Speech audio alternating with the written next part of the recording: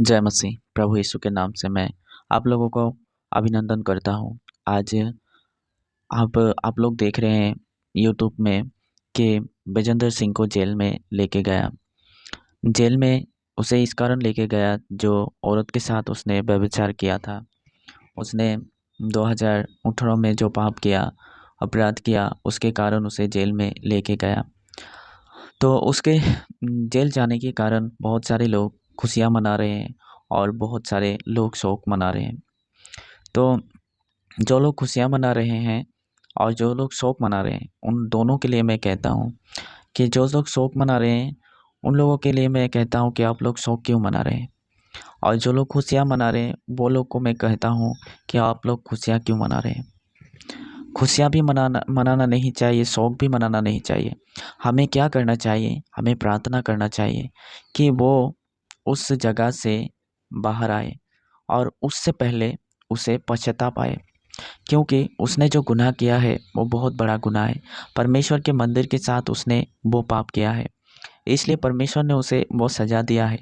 ये नहीं कि वो उस सज़ा से मर जाए, उस सज़ा से उसे कभी भी छुटकारा ना मिले। उसने परमेश्वर ने उसे इसलिए दिया है ताकि वो सुधर जाए, उनका मन सुधर जाए, वो पश्चाताप करे, वो जो पाप किया, वो जो परमेश्वर के मंदिर के साथ गलत काम किया, उससे उसे पश्चाताप हो। इसीलिए परमेश्वर ने उसे ये सज़ा दिया है। और जो वचन में भी लिखा है कि मेरा शरीर परमेश्वर का मंदिर है और उसमें परमेश्वर का आत्मा निवास करता है। और वचन कहता है कि क्या तुम नहीं जानते हो तेरा शरीर परमेश्वर का मंदिर है और उसमें परमेश्वर का आत्मा निवास करता है, और जो कोई उसे नष्ट करेगा उसे मैं नष्ट करूँगा। परमेश्वर कहता है जो कोई उसे नष्ट करेगा उसे मैं नष्ट करूँगा। उसने वो पाप किया, इसलिए परमेश्वर ने उसे वो सज़ा दिया है। लेकिन ये नहीं कि वो मतलब हम उसके लिए खुशी मनाएं और उसके लिए आनंद करें। हम प्रार्थना करें कि उसे पश्चाताप आए, उसके गलत कर्मों के कारण वो उस महिला से, उस औरत से क्षमा मांगे जिसके साथ उसने वो कुकर्म किया है। उसके लिए हम प्रार्थना करें और वो यदि परमेश्वर उसे बाहर लाए तो वो पहले के जैसा नहीं, परमेश्वर के सुसमाचार के जैसा वो परमेश्वर का प्रचार करे।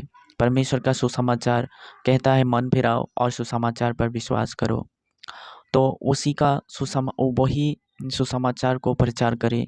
वो जो अपने चर्च में जो प्रचार करता है, किसी का वीज़ा लग जाएगा, गाड़ी मिल जाएगा, अच्छा घर हो जाएगा, वो प्रचार परमेश्वर का प्रचार नहीं है। वो प्रचार हम जानते हैं वो शैतान का प्रचार है, क्योंकि शैतान ने परमेश्वर प्रभु यीशु से कहा, तू मुझे दंडवत कर और मैं तुझे संसार का हर एक चीज़ दूंगा। तो वो उसी वचन से हम जान जाते हैं कि वो परमेश्वर का शिक्षा नहीं है, वो शैतान का शिक्षा है।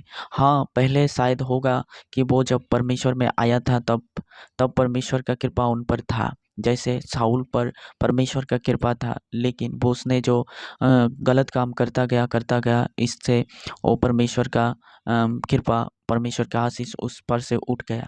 और जब वो उठ जाते हैं परमेश्वर का आशीष, तब आप लोग जानता है कि उसमें क्या समा जाता है, उसमें शैतान समा जाता है और परमेश्वर से आड़ होकर वो अपना काम करता है और उसे बुरा बना देता है। उसी तरह उसका भी जीवन हो गया। लेकिन परमेश्वर नष्ट नहीं करना चाहता है। आप उत्पत्ति में जाकर देखिए, जब कैन ने हाबिल को मार दिया, तब परमेश्वर परमेश्वर ने जब कैन से कहा तूने हाबिल को मार दिया, तब कैन ने कहा कि मुझे भी कोई दूसरा व्यक्ति मार दे। तब परमेश्वर ने क्या कहा? उसे मार दे ऐसा कहा नहीं कहा।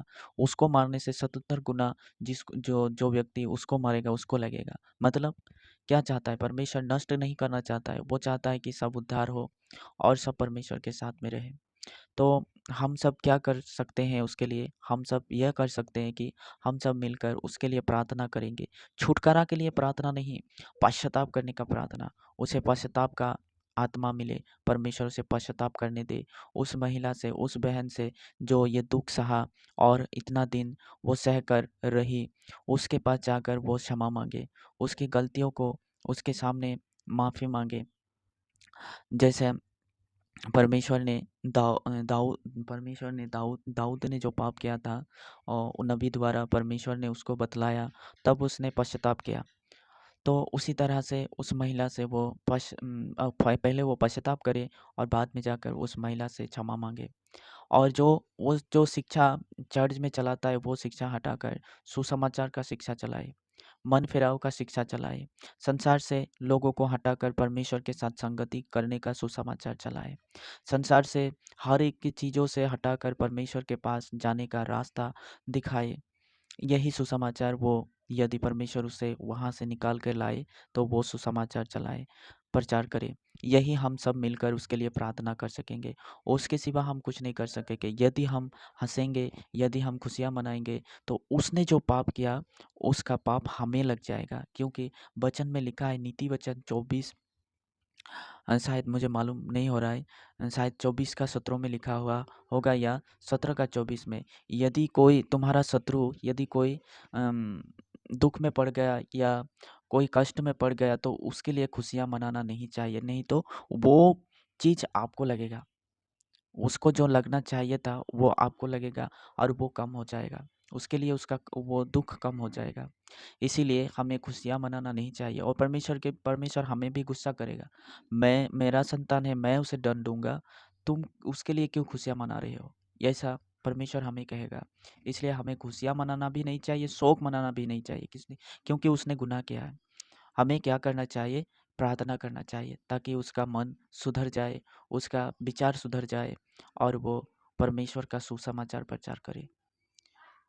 तो मेरा यही कहना था आप लोगों से, तो उसके लिए प्रार्थना कर, वो सुधर जाए, पश्चाताप करे और पहले जाकर उस औरत को, उस बहन के पास जाकर क्षमा मांगे। धन्यवाद। जय मसीह।